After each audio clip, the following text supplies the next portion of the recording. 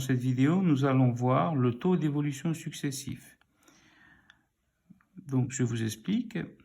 Par exemple, vous avez un prix de 200 € qui subit une hausse de 15%, suivie d'une baisse de 10%. Donc, il y a eu successivement donc une augmentation d'abord de 15%, puis une baisse de 10%. Donc, et globalement, donc, ça a augmenté ou ça a baissé? Donc, on pourrait penser que, eh bien, comme ça a augmenté de 15%, puis diminué de 10%, eh bien, on peut penser que ça fait une augmentation de 5%, 15 moins 10, vous voyez? Bien, on va voir que ce n'est pas le cas. Donc, comment trouver le taux d'évolution global? Donc, ça veut dire, au final, les 200 € qui ont subi une augmentation de 15%, puis une baisse de 10%, est-ce qu'au final, c'est une augmentation ou une diminution? Comment trouver ça? Donc, on a le schéma suivant. Donc, on a une valeur initiale. Chez nous, ça va être 200 €, qui va subir une première évolution. Eh bien, la première évolution, c'est une hausse de 15%. Eh bien, on va passer par les coefficients multiplicateurs. Donc, la valeur initiale, on devra la multiplier par le coefficient multiplicateur correspondant à la hausse de 15% dans un premier temps. Et on trouve une valeur intermédiaire. Et cette valeur intermédiaire, on va la multiplier par le coefficient multiplicateur correspondant à une baisse de 10%, vous voyez, pour trouver la valeur finale. Donc, pour passer de la valeur initiale à la valeur finale, eh bien, on multiplie les coefficients multiplicateurs entre eux. Donc là, on va multiplier par le coefficient multiplicateur d'une hausse d'abord et multiplier par le coefficient multiplicateur d'une baisse de 10%. Donc voici deux formules. Donc le coefficient multiplicateur global, eh bien c'est CM1 fois CM2. Donc c'est les coefficients multiplicateurs de la première évolution multipliés par le coefficient multiplicateur de la deuxième évolution. Et si on en avait une troisième, on ferait fois CM3, etc. Et le taux global, eh bien, c'est le CM global moins 1, le taux d'évolution global. Alors, dans notre exemple, que devient le schéma? Donc, on a une valeur initiale de 200 € qui subit une hausse de 15%. Donc, il faut trouver le coefficient multiplicateur correspondant à une hausse de 15%. Et ça, vous savez que ça fait 1,15. Donc, le CM1, c'est égal à 1 plus 0,15 égale 1,15. Et donc, si vous voulez calculer la valeur intermédiaire, c'est rien d'autre que 200 fois 1,15. Ça fait 230 €. Mais on verra qu'on n'en a pas vraiment besoin de calculer la valeur intermédiaire pour trouver la valeur finale. On peut s'en passer.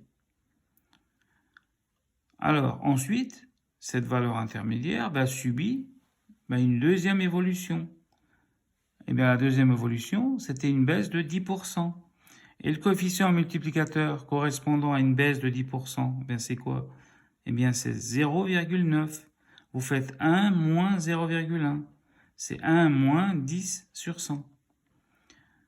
Et donc, voilà les 230. Vous le multipliez par 0,9 et vous trouvez 207 €, la valeur finale. Mais donc, maintenant, pour passer de la valeur initiale à la valeur finale, on peut y arriver directement en faisant CM1 fois CM2. Donc, vous prenez votre valeur initiale, 200, fois 1,15, le CM1, l'augmentation, le coefficient multiplicateur de l'augmentation, fois le coefficient multiplicateur de la baisse de 10%, fois 0,9. Donc ça nous fait 200 fois 1,035. Donc 1,15 fois 0,9, ça fait 1,035 à la calculatrice. Donc ça, on peut le décomposer comme ça aussi, égale 200 fois 1 plus 0,035. Et donc, ça nous fait 200 fois 1 plus 3,5 sur 100. 0,035, c'est rien d'autre que 3,5 sur 100. Donc, on voit bien que ici, c'est un nombre qui est supérieur à 1. Donc ça va représenter une hausse. Eh bien, si le CM global est supérieur à 1, c'est une hausse. S'il est inférieur à 1, c'est une baisse.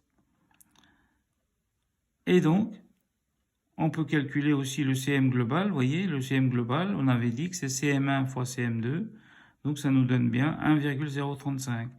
Et le taux global d'évolution, c'est le CM global moins 1. Donc 1,035 moins 1, ça fait 0,035, soit 3,5%. Donc on décale la virgule de 2 rangs vers la droite pour trouver en pourcent. Donc les deux évolutions successives nous donnent une hausse de 3,5%. Vous remarquerez que la hausse n'est pas de 5%, mais 3,5%. Vous voyez, on aurait pu penser qu'il fallait juste faire 15 moins 10. Eh bien non. Encore une remarque, pour calculer le taux global, on n'a pas besoin de la valeur initiale, puisqu'on multiplie les coefficients multiplicateurs entre eux. On a juste besoin de déterminer les coefficients multiplicateurs et de les multiplier entre eux. Donc, je répète quelque chose d'important. On n'ajoute pas les taux d'évolution. On vient de le voir, on vient de le démontrer. Par exemple, si vous avez une baisse de 10%, suivie d'une hausse de 30%, eh bien, ça ne correspond pas à une hausse de 20%. Je vous rappelle que vous pouvez aussi visionner ma vidéo sur les coefficients multiplicateurs. Le lien se trouve en barre d'infos. Cette vidéo est maintenant terminée. Je vous souhaite un bon courage, un bon travail et une bonne réussite. À très bientôt. N'hésitez pas à regarder aussi les autres vidéos de ma chaîne. Vous avez les liens en barre d'infos. Si vous avez aimé la vidéo, n'hésitez pas à liker et à partager et à vous abonner à ma chaîne si vous voulez.